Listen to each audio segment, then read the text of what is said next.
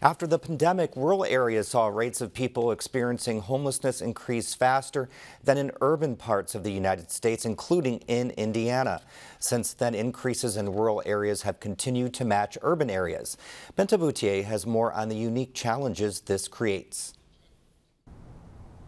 Hi, Joe. Places like the Bedford Warming Shelter are trying to meet increasing demand, but rural areas are often under-resourced, leaving people with fewer options for housing and support. Volunteers at the Bedford shelter scramble eggs, make coffee, and talk with guests who stayed there overnight. It was the first night Michael Stamper ever stayed at a shelter. He was diagnosed with cancer a couple years ago and later had to move out of his trailer. It was a couple months before I could really do anything, and I got behind on other things because I had no training. I couldn't hardly get out to do anything, and it was just rough the first few months after I had that cancer. After a surgery to remove the cancer, he stayed with a friend who could take him to his doctor's appointments. He's stayed on other friends' couches since.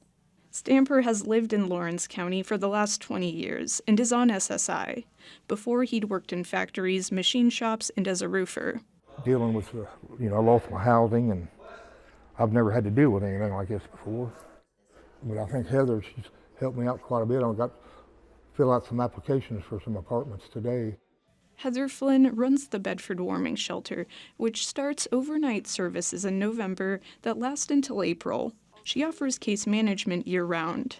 Bedford's Warming Shelter is in one of Indiana's 40 rural counties and is one of the last resources before Jeffersonville. The shelter moved to its current location 3 years ago. Since the move, Flynn has focused on getting people a place to live. That first year we had 68 different people, and I believe we got 27 of them into housing that season. And then every year when we close in March, we've gotten a certain number of people in, and then through the summer we continue to get people in. They've placed 100 people in housing in the last 3 years. Even before, Flynn says the need was there.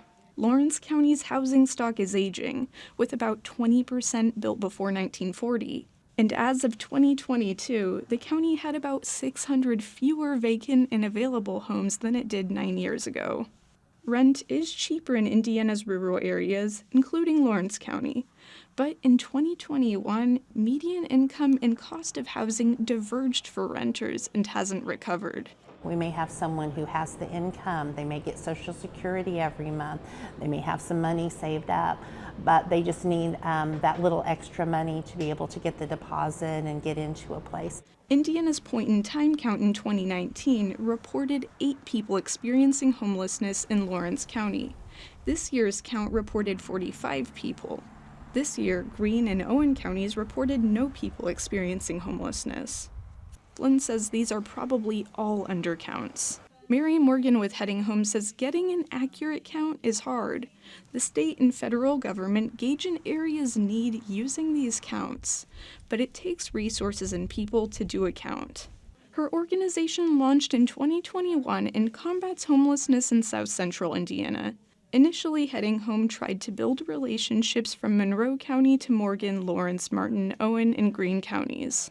And quickly realized we just don't have capacity for that. So our focus really has been, at least for this initial period, on Lawrence and Morgan counties, because they have some resources there and some services and some willing partners. Heading Home published a report on homelessness in Lawrence County this year, evaluating the demand for utility payment assistance and the school district's count of students experiencing homelessness. The report demonstrated that conditions for people living in rural areas can be more difficult to assess. You don't necessarily think of yourself as homeless because you were living in, say, a shed in back of your grandparents' house that doesn't have running water, but it is a place to stay.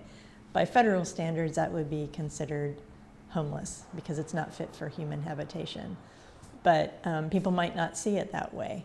Morgan says Heading Home plans to encourage local developers to build housing on a smaller scale rather than large developments.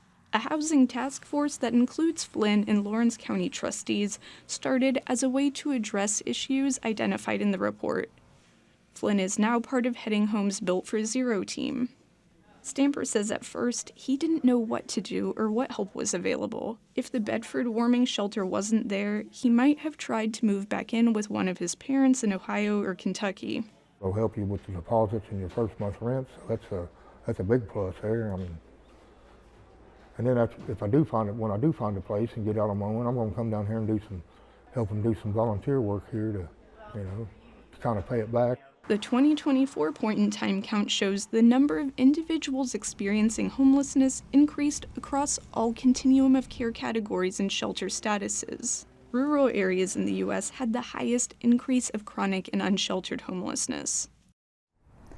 This year, HUD issued the first of its kind federal aid package to address homelessness in rural continuums of care.